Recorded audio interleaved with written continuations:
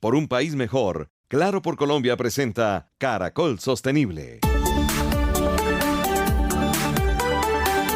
Caracol Sostenible. Gabriel de las Casas. Gustavo Yepes.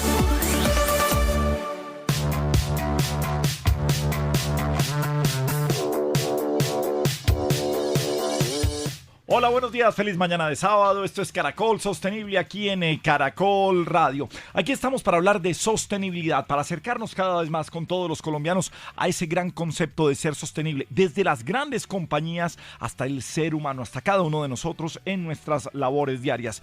Para eso hemos hecho una alianza con la Universidad Externado de Colombia y el apoyo de Claro por Colombia. Es el programa de sostenibilidad de Claro en nuestro país, siempre por un país mejor. Profesor Gustavo Yepes, muy buenos días, bienvenido a nuestro Caracol Sostenible, bienvenido a su casa de Caracol Radio.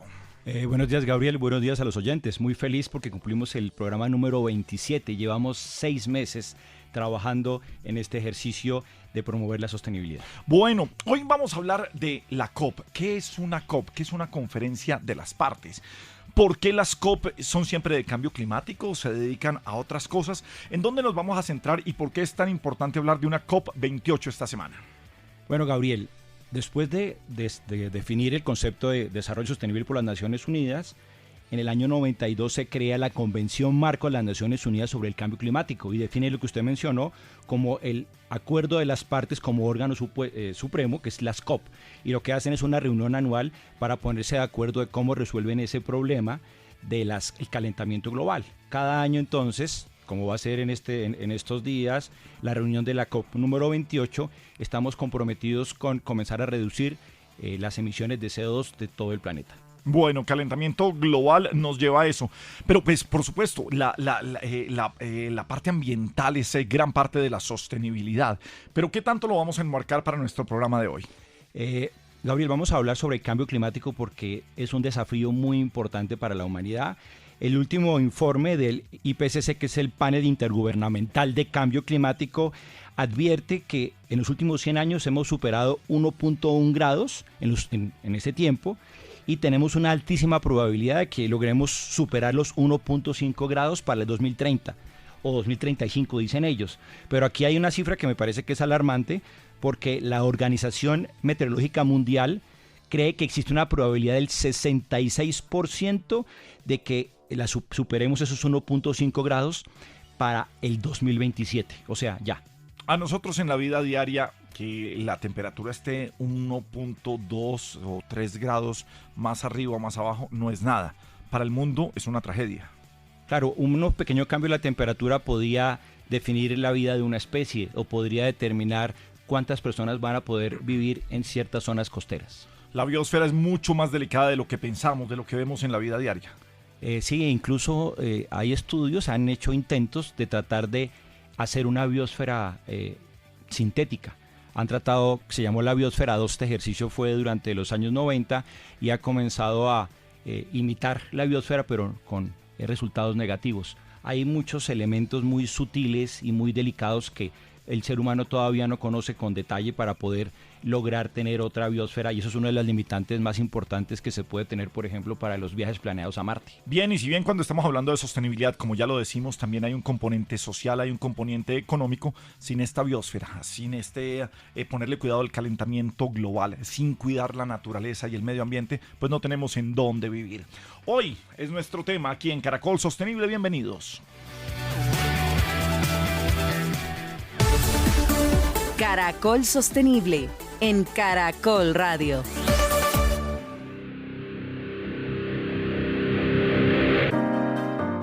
Bien, seguimos en Caracol Sostenible en nuestra alianza con la Universidad Externado de Colombia y el apoyo de Claro por Colombia, juntos por un país mejor. Se realiza en Medio Oriente la conferencia de las partes, la COP 28, y nuestro país está representado allí, pues el señor presidente de la República y la ministra de Ambiente, Susana Muhammad. Ministra, muy buenas tardes y bienvenida a Caracol Sostenible. Bueno, pues es una COP trascendental porque en este momento precisamente se está haciendo la negociación sobre el balance mundial. ¿Qué es el balance mundial? El Acuerdo de París definió un mecanismo para que evaluemos si se está cumpliendo los objetivos del acuerdo, que quiero recordarle a todos los oyentes, que es estabilizar máximo el clima a una temperatura de 1.5 grados, que no se caliente más el planeta, y para eso se necesita reducir las emisiones de gases de efecto invernadero. De acuerdo a la ciencia, tendríamos que reducirlas en un 43% al 2030 para que ese efecto a final de siglo pueda estabilizar el clima, porque cada partícula de CO2 que va a la atmósfera tiene un efecto de calentamiento de 100 años. Entonces, este 2030, si logramos bajar las emisiones y empezar a reducir, a final del siglo se van a ver esos impactos. Pero la realidad, y esto es la preocupación de esta negociación, es que el primer balance mundial, o sea, la primera evaluación de cómo vamos en cumplimiento del Acuerdo de París, trae malas noticias. En vez de reducir ese 43%, vamos hacia una trayectoria de un aumento del 20%, lo que realmente va a disparar la realidad de la temperatura global y pues ya generar muchos desastres. Este va a ser el primer año, posiblemente de acuerdo a la Organización Meteorológica Mundial, que el clima en promedio en el mundo ya estuvo por encima de los 1.5 grados y hemos visto todos los eventos dramáticos que hemos vivido. Pues si seguimos en esta trayectoria, estamos desestabilizando todo el sistema mundial. Eso es lo que estamos discutiendo aquí, Gabriel, en Dubái. Ministra, pues por supuesto usted habla como gobierno, pero quisiera hacerle esta pregunta como más personal. ¿Qué tan frustrante es, y lo hablamos como colombianos e incluso como latinoamericanos, que tengamos una parte de continente de mayoría de energías limpias, que somos los que menos contaminamos y que llegamos frente a una COP y vemos que el calentamiento global viene subiendo? ¿Cómo llegamos? Porque es que, es un problema que nos afecta a todos, no puede ser de unos, y no somos los culpables de lo que hacemos, pero por supuesto tenemos que impulsar políticas públicas, movilizaciones, discursos que ayuden a que mejoremos las cifras de las que usted está hablando. Sí, usted tiene mucha razón, porque precisamente los países del sur global y especialmente América Latina estamos hoy prestándole al planeta unos servicios ecosistémicos que sin esas funciones de los ecosistemas estaríamos mucho peor. Por ejemplo, todos nuestros bosques, nuestra selva, nuestra biodiversidad es hoy una esponja de absorción de ese CO2, pero esto no es reconocido globalmente en la economía.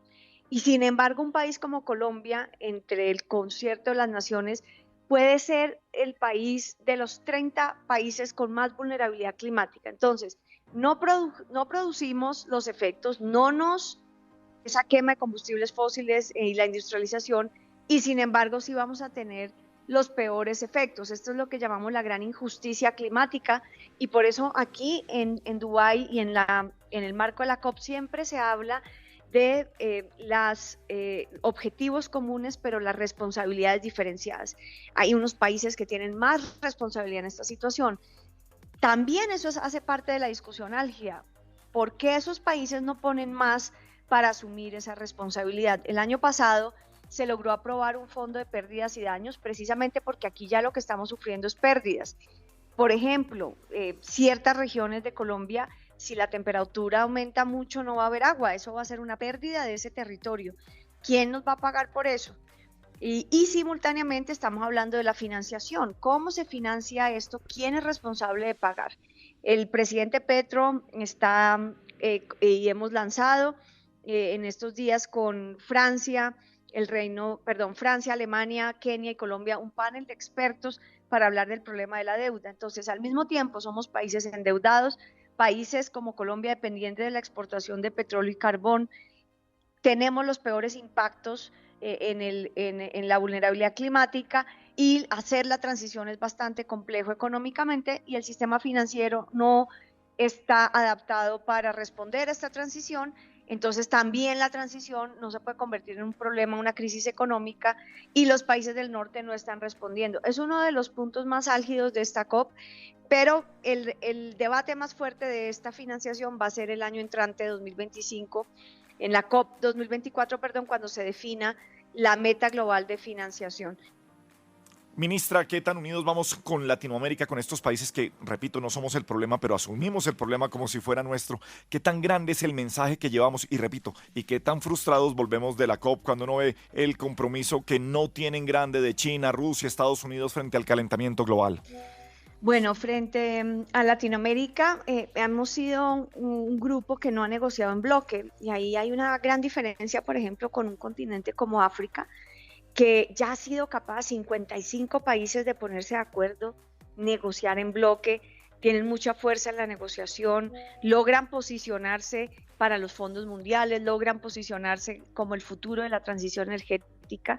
Y esa reflexión la hicimos en semanas pasadas en Panamá, todos los ministros de Ambiente de América Latina, que empezar, a pesar de las diferencias, a buscar puntos de convergencia. En esta COP estamos trayendo 6 puntos de acuerdo que América Latina en el grupo de negociación está impulsando conjuntamente. El primero es el reconocimiento de los servicios y las funciones ecosistémicas que estamos generándole al mundo desde nuestros países. El segundo es el tema de la necesidad de un sistema de canje de deuda por acción climática y naturaleza.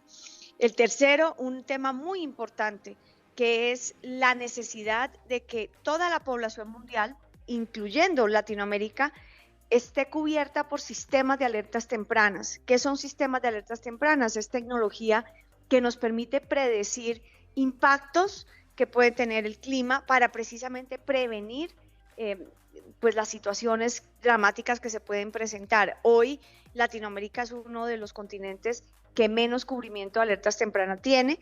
Todo el programa del Secretario General de Naciones Unidas está enfocado sobre todo a la financiación de los países más vulnerables. Latinoamérica no somos tan vulnerables en términos económicos, digamos, no somos los países con mayor debilidad económica, pero sí con mayor vulnerabilidad climática, y es otro de los puntos críticos de discusión. ¿Qué es la vulnerabilidad? Entonces, todos los países de América Latina estamos diciendo necesitamos que las alertas tempranas sean un derecho universal y necesitamos financiación de fondo para esto.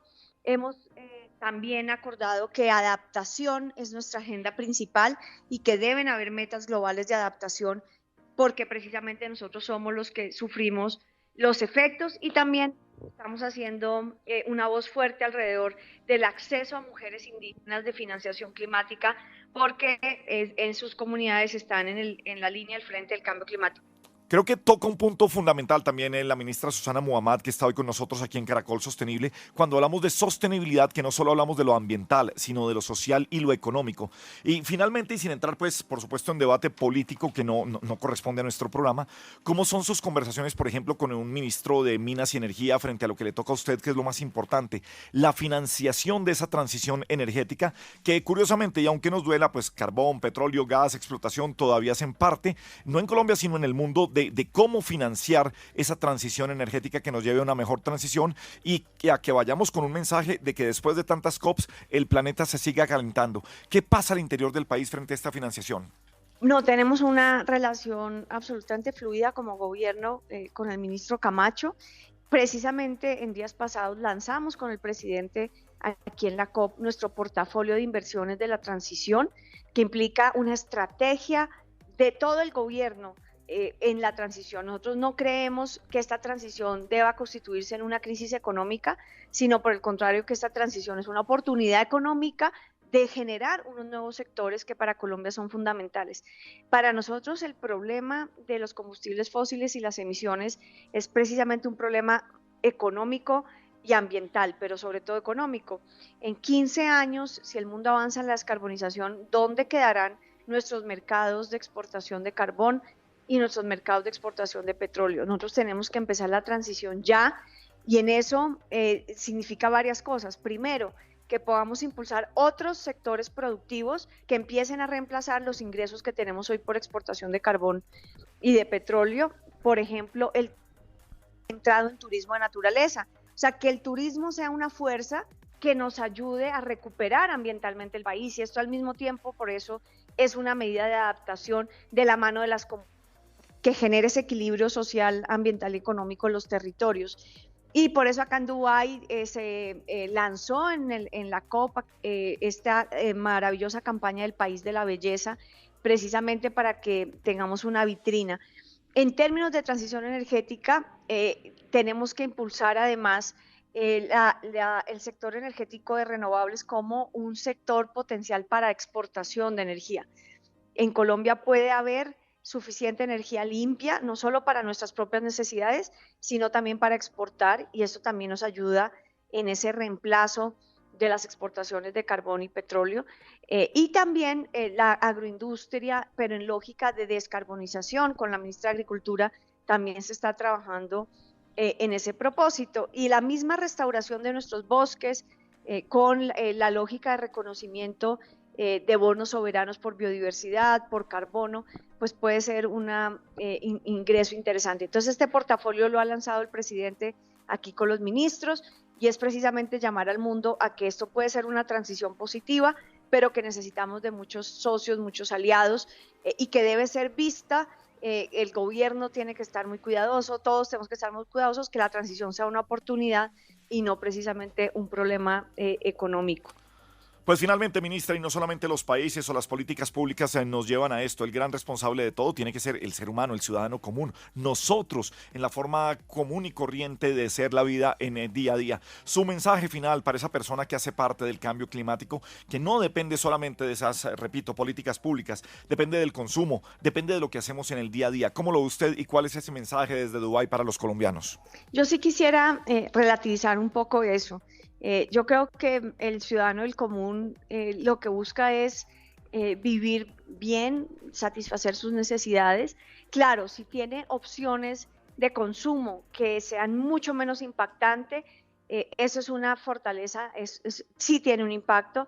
Si, por ejemplo, millones de personas no utilizamos pitillos de plástico, pues son millones de pitillos de plástico que no irían a contaminar el planeta. Entonces, en ese sentido, sí podemos utilizar la bicicleta para trayectos cortos y no utilizar el carro, sí podemos caminar más, sí podemos buscar esas cadenas de alimentación más directas con los campesinos que están siendo producidas orgánicamente, si podemos reciclar y reutilizar más, si podemos, sobre todo en el tema de la ropa, en lo posible, pero no utilizar en ciertos niveles de consumo lo que se ha llamado la moda rápida, que es que la gente está comprando muy barato, pero luego no utiliza.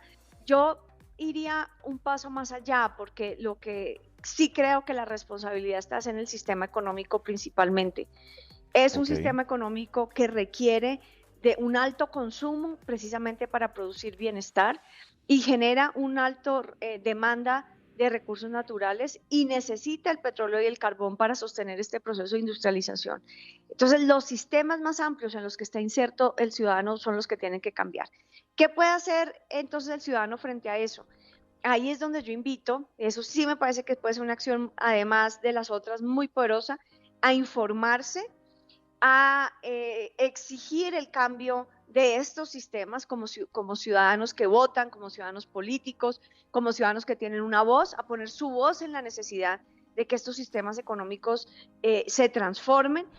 Y sobre todo en Colombia, que es el país de la belleza, el país de la biodiversidad, haría una invitación que yo creo que le va a gustar mucho a la ciudadanía, que las familias visiten por lo menos una vez al año uno de sus parques nacionales en la región donde viven, que lleven a sus hijos. La educación ambiental, el estar en contacto con la naturaleza, es nuestro principal patrimonio, nos hace conocerla y al conocerla la amamos y al amarla la cuidamos.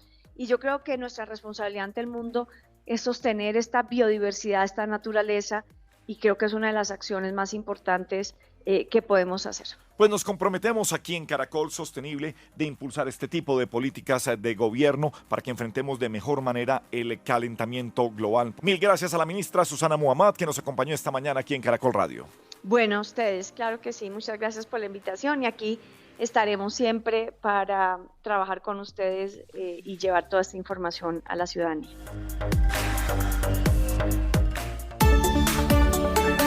Entretenimiento sostenible.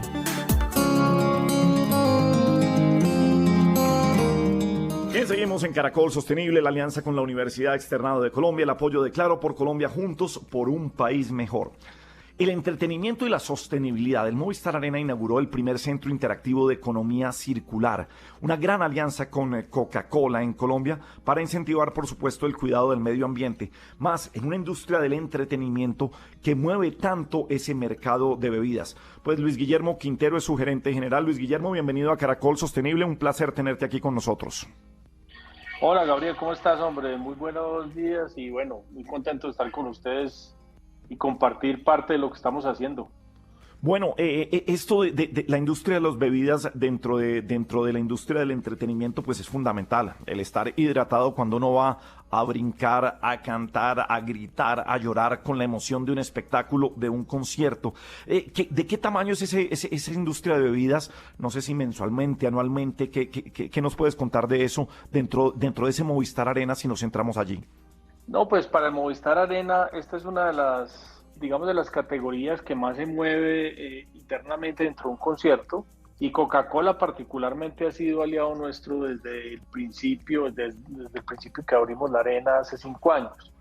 Entonces, en un concierto full arena de 13.000 personas se pueden estar moviendo entre 6.000 y 7.000 unidades de bebidas. Cuando hablo de bebidas estoy hablando de agua, Coca-Cola y otro tipo de bebidas pues que el mismo Coca-Cola nos vende. Entonces es una relación importante y lo que tú dices es básicamente para mantener hidratada a la gente y la gente siempre está pidiendo pues un mix importante de líquidos. Bueno, pues hay un centro de circularidad que acaba de ser inaugurado, porque no es solamente el reciclaje, que es muy importante, sino también el crear conciencia y el educar a la gente sobre la correcta disposición de estos envases, de estos PET, de estos vasos de plástico. ¿De qué se trata y qué es lo que hicieron allí, Luis Guillermo? Sí, como te digo, hemos venido trabajando desde hace 5 años y la alianza primero se trató pues de una exclusividad dentro del recinto, pero a medida que digamos que las visiones de las compañías van modificándose en el tiempo, de 5 años para acá, tanto Coca-Cola como nosotros estamos mucho más conscientes de que el planeta tiene que ser un planeta de cero residuos en un futuro. Y esa visión la tiene Coca-Cola y nosotros también la tenemos. Después de un concierto dentro del Movistar Arena, pues hay mucho elemento que queda para disposición. En eso estamos hablando de vidrio, de cartón, de latas, de PET, etc. Entonces, Coca-Cola hace parte fundamental de esto y nos empezamos a sentar con ellos a decir, bueno, ¿cómo empezamos a concientizar o cómo seguimos concientizando a la gente, educándola para que no solo en los conciertos, sino al final en la vida diaria, pues la correcta disposición de estos materiales sea adecuada? Entonces, creamos ese centro de circularidad como el primer centro de circularidad en América Latina dentro de un recinto de estos. Y lo que realmente se trata, Gabriel, es de educación, ¿sí? De cómo disponemos correctamente del vidrio, del papel, del PET, del aluminio, del aceite, para que este tipo de disposición, uno, sea correcta y dos, unos de estos materiales puedan volver a ser utilizados en diferentes tipos de productos. Y al final eso es la economía circular, que esa correcta disposición pueda llegar a un producto final, bien sea igual o diferente. Luis Guillermo, ¿y por qué no nos apoyas un poco esto con cifras? Yo sé que llevan poco tiempo, pero ¿cuánta gente está llegando? ¿Cuánta gente están capacitando? Y en términos de el material que están recogiendo y reutilizando, ¿cuánto podría llegar a ser? Pues mira, hemos tenido, no sé, alrededor de 500, 600 visitantes, simplemente visitantes que lo miran, revisan, es muy educativo, pero para apoyar esto con cifras, nosotros al año en el Movistar Arena, en papel, solamente papel, cartón, etcétera, casi que 87 toneladas de este tipo de material, en vidrio 60 toneladas, en PET, en aluminio, estamos hablando alrededor de 30 o 40 toneladas.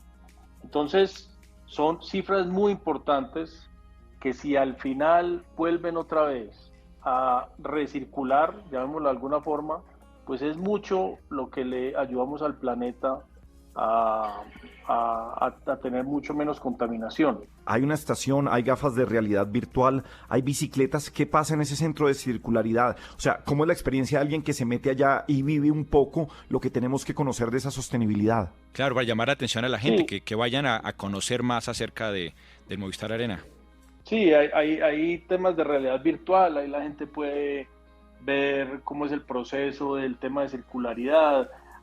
Tenemos 4 o 5 bicicletas donde tú te sientas a pedalear y generas energía. Prendes, al final, después de que pedaleas, no sé, durante 1 minuto, minuto y medio, se genera energía y estás prendiendo unas pantallas que hay al frente. Estamos mostrando también todo el tema de un bosque que estamos sembrando en Huasca, Cundinamarca, en nombre de los artistas. Cada artista que se presenta en la arena, le regalamos una orquídea, y esa orquídea representa una siembra de árboles en Huasca, Cundinamarca. Ya este año vamos a llegar casi a los 2.000 árboles. Entonces, también didácticamente le mostramos cómo lo hacemos, cómo le entregamos al artista y cómo comparte esta iniciativa, y al final cómo vamos y la sembramos en Huasca, Cundinamarca. Bueno, pues el entretenimiento es bienestar, y el bienestar también tiene que ver con la sostenibilidad para tener un mejor ser humano, una mejor calidad de vida. Y qué bueno hacerlo de esta manera, y qué bueno que se unan firmas tan responsables con el planeta como lo son Coca-Cola y como es el Movistar Arena. Pues Luis Guillermo, mil gracias por acompañarnos en Caracol Sostenible. Qué bueno que podamos seguir dando estas noticias del lado de industrias que uno no cree que sean tan sostenibles como es la del entretenimiento. Así que bienvenido siempre. Luis Guillermo, vamos a llevar a Gabriela que monte de bicicleta. Para bajar el perro caliente. Claro. También hay que bajar Exacto. el perro caliente, los nachos, las empanaditas, todo. Eso sí también toca. Después del perro caliente, bienvenido a la bicicleta, a pedalear un ratico, claro que sí. Allá súper bienvenidos. Gabriel y todos, hombre, muy amables por esta llamada, y a todos los que nos escuchan, también invitarlos no solo a visitar el Centro de Circularidad, sino a entretenerse en el Movistar Arena, que es un muy buen sitio.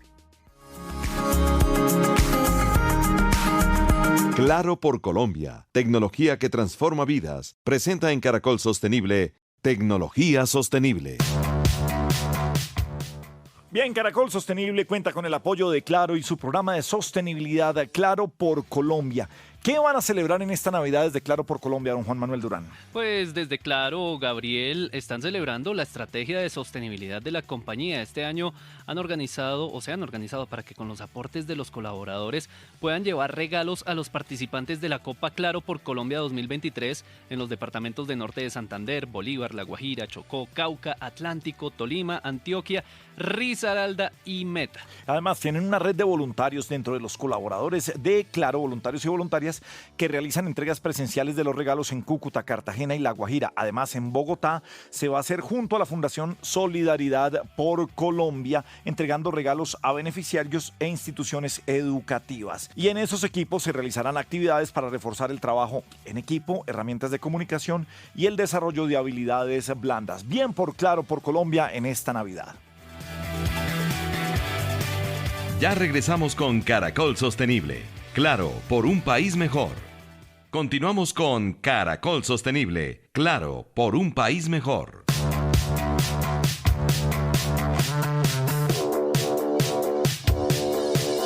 Muy bien, seguimos en Caracol Sostenible en las mañanas de los sábados aquí en Caracol Radio, la alianza con la Universidad Externado de Colombia, el apoyo de Claro por Colombia, juntos por un país mejor. Por primera vez en la historia, América Latina y el Caribe van a tener un espacio único en la Cumbre del Clima, en la COP28. Alicia Montalvo es la gerente de Acción Climática y Biodiversidad Positiva. Alicia, bienvenida a Caracol Sostenible, ¿cómo estás?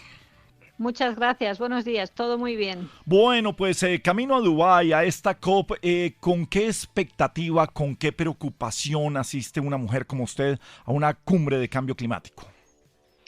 Con mucha expectativa, siempre. Son muchos los temas que se van a ver en esta COP y muchos de los que más interesan a América Latina y el Caribe. Y por eso para CAF es muy importante estar allí con un pabellón que pueda generar espacios de diálogo paralelos a los espacios formales de negociación que a veces no dan ese margen. Nos gustaría saber cómo sería, digamos, el papel o qué esperas del papel de América Latina en este ejercicio internacional tan importante. América Latina se presenta en esta COP como una región de soluciones. Lo que plantea es que no se puede hablar de resolver el problema del cambio climático sin incorporar de manera muy firme y decidida la visión de los países de América Latina y el Caribe, por muchas razones, pero principalmente porque es una de las regiones más vulnerables a los impactos del cambio climático y se va a hablar allí de un nuevo objetivo global de adaptación. Este va a ser uno de los grandes temas que afecta mucho a la región y donde será importante dar nuestra visión, que se pueda ver con qué indicadores de seguimiento vamos a avanzar y ver si la capacidad de los países para adaptarse efectivamente progresa. Esto es algo crucial. No hablemos solo de mitigación, hablemos de adaptación y, por tanto, este tema va a centrar mucho la atención de los países de la región y, por supuesto, de CAF. Y, en segundo lugar, porque se va a hacer un balance de dónde estamos para el cumplimiento de los compromisos del Acuerdo de París, el balance global que lo llaman. Ahí el tema clave va a ser la transición energética. ¿Qué escenarios de eliminación de combustibles fósiles se van a manejar? ¿Cuál va a ser el año pico para las emisiones de CO2? En esto América Latina también tiene mucho que decir, principalmente porque el potencial de despliegue de renovables mayor existe en la región, por todo el espacio disponible para energía solar, para energía eólica, también porque ya la matriz de la región es muy limpia, hay mucha energía hidroeléctrica, comparado con otras regiones, la generación eléctrica en la región es muy limpia, pero es cierto que todavía los combustibles fósiles son una importante fuente de ingresos para muchos países, principalmente Colombia, por ejemplo, ¿no? Y entonces hay que pensar en una transición justa e inclusiva que no deje a ningún colectivo detrás. Hay que resolver un problema de equidad, de diversificación económica, y todo esto se tiene que poner sobre la mesa cuando se habla de transición energética. No se puede pensar que lo que es válido para unos países es válido para la región. Por otra parte, la transición energética va a requerir de minerales críticos que se producen en su mayoría en América Latina y el Caribe. Se habla mucho del litio, pero por ejemplo también el cobre sigue siendo fundamental para la electrificación de la movilidad. Esto hace que la voz de la región deba ser escuchada en las mesas y fuera de las mesas, en los espacios que nosotros estamos creando para estos mensajes que a veces pues no se escuchan suficientemente. Alicia, ¿cómo se llega y qué tanta impotencia se siente cuando, si bien el cambio climático es un problema de todos, si bien la transición energética es un proyecto, una misión de todos, si bien la sostenibilidad pues tiene que ver con todos y cada uno, pero uno dice desde América Latina no somos los grandes culpables, los culpables grandes están en otra vez el problema es de todos. ¿Cómo se siente? ¿Qué tanta impotencia va uno desde nuestros países para lograr ese cambio en las grandes economías como los chinos, los rusos, los Estados Unidos? Creo que se ha avanzado mucho. Antes el enfoque realmente era muy injusto, me atrevería a decir, pero creo que el principio que se llama y se repite de responsabilidades comunes pero diferenciadas cada vez está siendo más una realidad. Se pone de manifiesto que no se pueden pedir los mismos retos a países como los de la región, que como bien dicen, no han contribuido y de hecho ahora mismo la contribución de la región a las emisiones apenas alcanza un 8%. Esto es muy poco. Y además tampoco es en sectores como la energía. Viene, por ejemplo, del sector agropecuario, de la deforestación, de la necesidad de que, precisamente porque los impactos del cambio climático sobre el sector agropecuario son tan graves, en muchos casos hay que expandir la frontera agrícola y deforestar. Y eso es que tiene que ser así porque estamos hablando de los medios de vida. Entonces se vive realmente con una cierta frustración, pero creo que cada vez es mayor la convicción de que modelos sostenibles realmente son modelos más inclusivos y equitativos. O sea, no hay que pensar solamente en reducir los combustibles fósiles. Creo que a veces se ha simplificado excesivamente. Hay que pensar en una agricultura que respete la riqueza de la tierra, que respete los bosques, que respete las formas de vida. Hay que pensar en sistemas también energéticos que sean más saludables. O sea, no estamos hablando solo que los combustibles fósiles generan emisiones de CO2, generan en muchos casos pues que la calidad de nuestro aire sea peor. Estamos hablando de salud, estamos hablando de respetar las formas de vida, de los sistemas naturales. Entonces, se vive cada vez más con una visión de que los retos son comunes, pero es verdad que cada uno lo tiene que hacer de forma diferente. Y yo creo que hay una reclamación muy legítima que tenemos que hacer y es que se cumplan los compromisos de movilización de financiación. Eso no ha pasado, no está pasando todavía. Entonces, los mecanismos que ahora se van a poner en marcha, un mecanismo que se llama de pérdidas y daños, este es un tema muy importante en la COP, que es un mecanismo que justamente hace lo que usted comenta, compensar por esos daños que se han producido. Yo veo un cambio importante y respecto a lo que sucedía en las negociaciones de hace 10 o 15 años, donde realmente era una visión muy de decir a los demás lo que tienen que hacer. Ahora se trata de que todos propongan soluciones. Entonces, la frustración existe todavía, pero creo que se ve con una visión mucho más de esfuerzo compartido y de que cada uno propone soluciones. Alicia, me gustaría que aterrizáramos nuevamente en Colombia, porque nuestro país solo representa el 6% de las emisiones del mundo. Pero, ¿cuáles son esos retos que tenemos? Porque igual tenemos que contribuir y tenemos que de alguna manera buscar alternativas. ¿Y qué podríamos hacer como país para contribuir a este desafío global?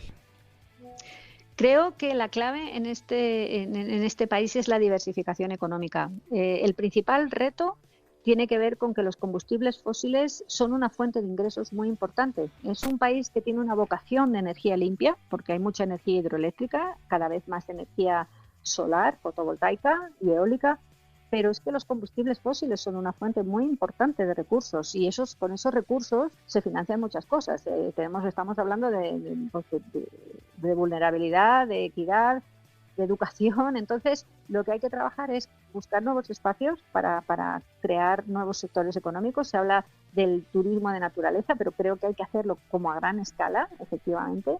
Y sobre todo, plantear horizontes verosímiles de transición energética. Es muy importante atraer inversión privada con claridad de mensajes, con marcos regulatorios previsibles, donde los inversores sepan qué va a pasar con los sistemas por ejemplo, de transmisión y distribución de la energía. O sea, todo este planteamiento de dar seguridad a la inversión es muy importante. Y luego, en materia energética, pues efectivamente ir buscando fuentes de financiación alternativas. Luego, pienso que hay un reto muy importante en el sector agropecuario. Colombia puede ser la despensa, si no del mundo, desde luego de la región. Pero esto se tiene que materializar con una agricultura más productiva y más sostenible. Pues qué grato que Alicia Montalvo, la gerente de Acción Climática y Biodiversidad Positiva, como ustedes la han venido escuchando de CAFA, por supuesto, esté representándonos también en la COP28. Qué grato también este conocimiento que tiene sobre el país. Alicia, un abrazo muy grande también a nuestro querido amigo y exministro colombiano y el presidente ejecutivo de la CAF, Sergio Díaz Granados. Mil gracias por acompañarnos y nada, mucha suerte porque todo lo que se hable allí nos sirve a todos. Él es el mayor comprometido con la transición verde, particularmente de Colombia, pero de toda la región, toda América Latina y el Caribe. Un abrazo, Alicia. Gracias. Gracias, Alicia. Un abrazo. Caracol Sostenible en Caracol Radio. Muy bien, sigue nuestro Caracol Sostenible en Caracol Radio. Jorge Aurelio Herrera es profesor titular de la Facultad de Ciencias Naturales e Ingeniería de la Universidad Jorge Tadeo Lozano de Bogotá.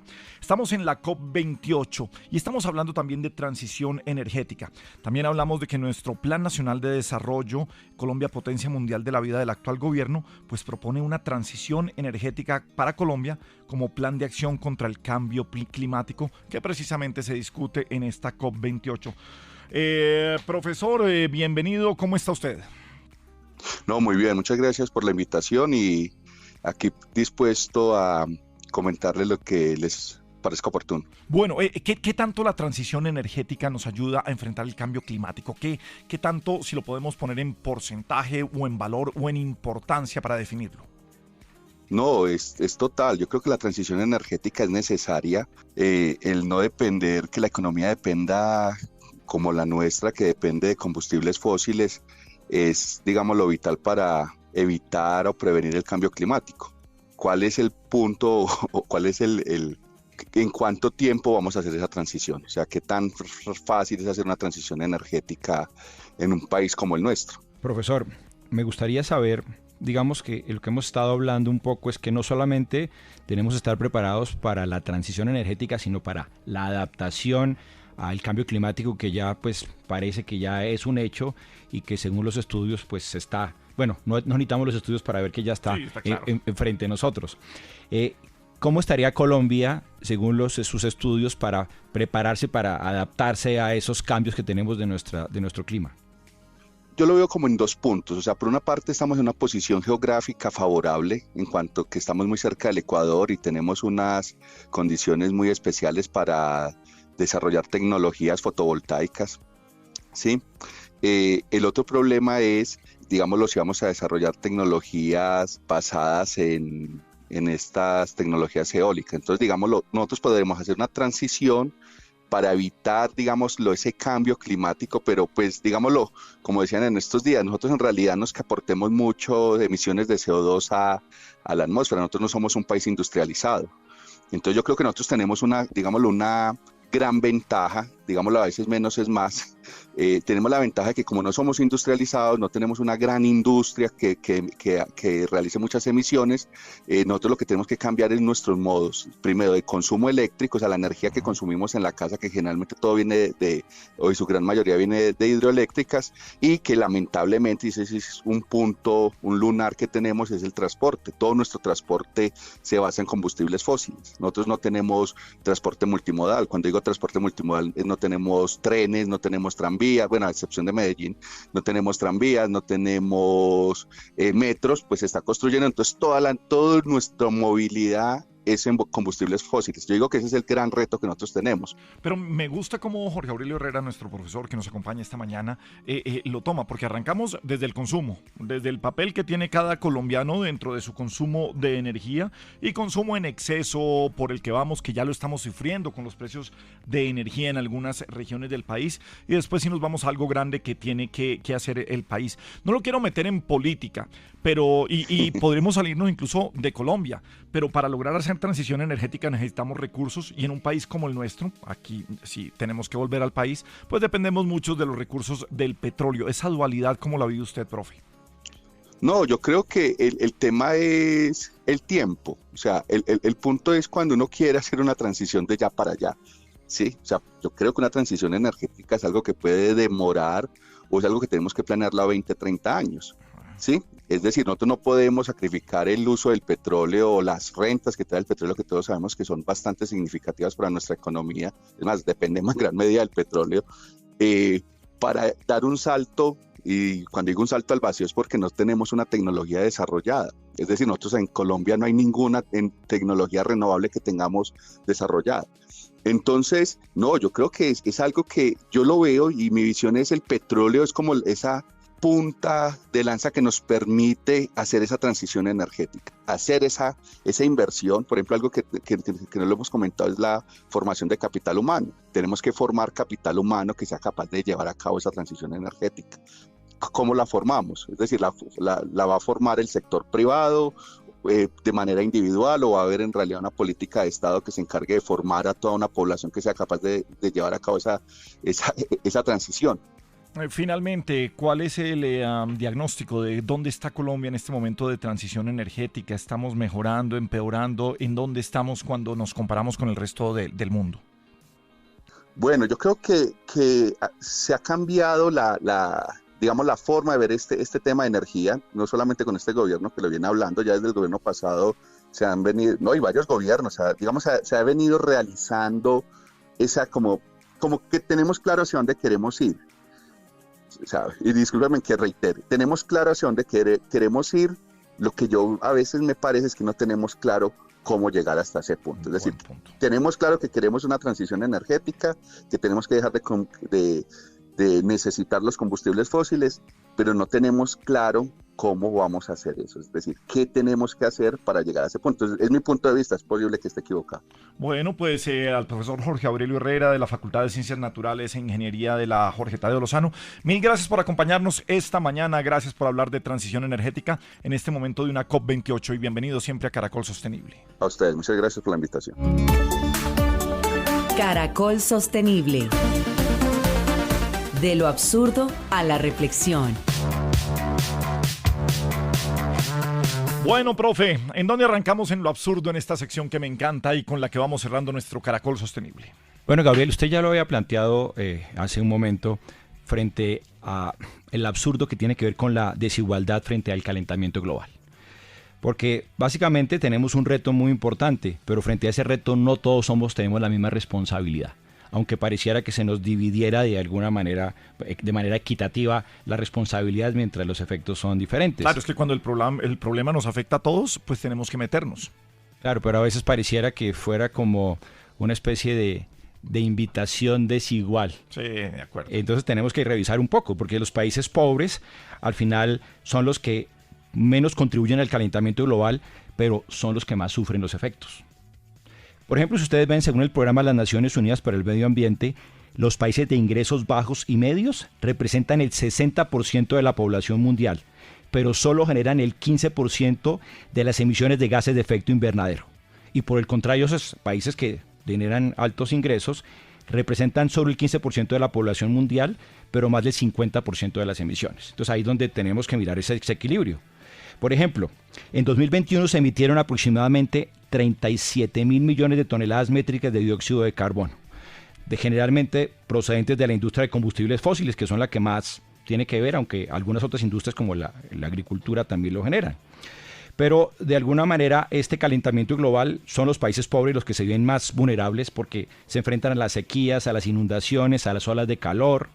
Por ejemplo, según la Organización Meteorológica Mundial, las sequías en África Oriental provocaron la muerte de 250.000 personas y que desplazaron a millones de personas más.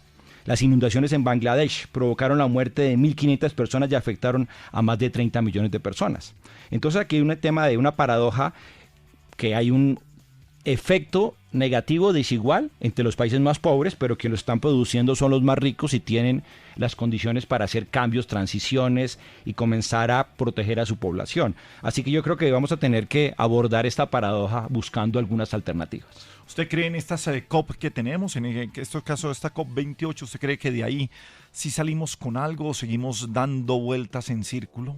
Pues si ustedes se ponen a revisar desde el año 95 que comenzó la primera COP en adelante, cada año sigue incrementando la temperatura de la Tierra y no ha generado ningún cambio específico. O sea, aquí abrimos otro de lo absurdo de la reflexión, que entre más COPs, más preparaciones, sigue aumentando la temperatura de la Tierra. Okay, entonces no tenemos, digamos, si fuera sobre una medida para un economista o para alguien de contaduría, dice no funcionan. No tenemos hechas o evidencias que diga que está funcionando. Digamos que generan sensibilización, compromiso, pero no tenemos resultados concretos ni hechos. Parece que fuera más retórico que de algunos hechos. Por esa razón hay que buscar, por ejemplo, apoyar la transición de los países energéticos.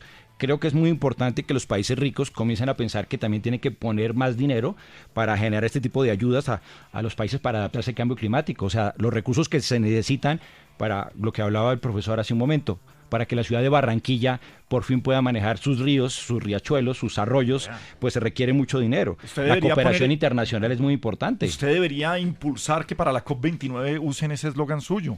Después de 29 COPs sigue subiendo el cambio climático, sigue subiendo la temperatura del planeta. Entonces estamos sentados aquí. Vamos a tener que comprometernos vámonos más. A ir allá, sí, vámonos de movimiento. Una movilización ciudadana buena, interesante. Vamos por más. Bueno, profe, pues así cerramos con Juan Manuel Durán, nuestro productor, Gustavo Yepes desde la Universidad Externado de Colombia, el apoyo de Claro por Colombia por un país mejor, y Gabriel de las Casas, que les desea un feliz resto de día y nos vemos la próxima semana, 11 de la mañana, Caracol Sostenible en Caracol Radio. Por un país mejor, Claro por Colombia presentó Caracol Sostenible.